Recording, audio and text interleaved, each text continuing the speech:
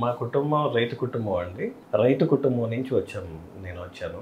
First పాలు పోయడం అనేది అంటే తల్లిదండ్రుల నుంచి గేదెలు ఉన్నాయి కాబట్టి వాళ్ళు పాలు తీయటం, మమ్మల్ని పాల కేంద్రం దగ్గరికి వెళ్ళి పాలు పోయమనటం, అంటే 5th 6th చదువుకునే టైంలో కూడా కేంద్రాల దగ్గరికి పంపించి పాలు పోయటం, అలాంటి పనులు చిన్న చిన్నగా అలవాటు చేస్తూ ఉండేవాళ్ళు.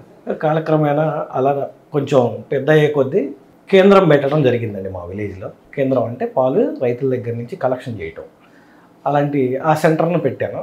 అది ఎప్పుడు జరిగిందంటే అవునండి మేము పెట్టడం జరిగింది. 2000లో పెట్టాను. 2000 సంవత్సరంలో సెంటర్ పెట్టడం జరిగింది.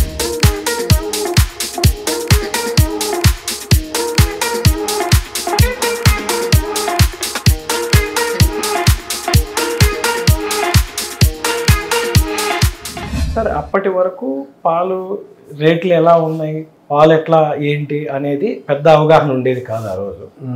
పోయటానికి అంటే పాలు రైతులు కలెక్షన్ సెంటర్కి వెళ్ళి పోయటానికి మా ఇంటి దగ్గర నుండి చాలా దూరం ఉండేది. అంటే గ్రామాల్లో ఎట్లా ఉంటుందంటే దగ్గర 2-3 ఊర్లకు కలిపేసి ఒకే చోటకి వెళ్ళి, అంటే ఒక 1/2 కిలోమీటర్ కూడా వెళ్ళి ఆ టైంలో పాలు పోయాల్సిన పరిస్థితి ఉందండి. ఆ టైంలో మేమున్న మా ప్రదేశం నుంచి మా తల్లిదండ్రులు మమ్మల్ని పంపించేటప్పుడు ఆ దాదాపుగా కిలోమీటర్కి వెళ్ళి పాలు పోయాలి. ఆ కిలోమీటర్ వెళ్ళి పాలు పోయటం అనే దానికి ఇక్కడ కొంతమంది రైతులు మనందరం ఉన్నాం కదా ఇక్కడ దగ్గర అనే ఉద్దేశంతోనే పెట్టాను. అప్పుడు లాభదాయకమా, మనం మేలు చేస్తామా అలాంటి ఆలోచనలు ఆ రోజు లేవు. ఆ విధంగా నేను సెంటర్ ఫిల్ చేయటం జరిగింది. భోగాల మంజుల అండి. మేము కేంద్రం స్టార్ట్ చేసిన నుంచి పాలు పోస్తున్నాము. డబ్బులు 10 రోజులకి బిల్లు ఇస్తున్నారండి. దానా వచ్చేసి నైట్ పచ్చి మేత వేస్తామండి. మేము ఉదయం నుంచి మధ్యాహ్నం దాకా ఎండు మేత వేస్తాము. కుడితి వచ్చేసి చెక్క తౌడిస్తామండి.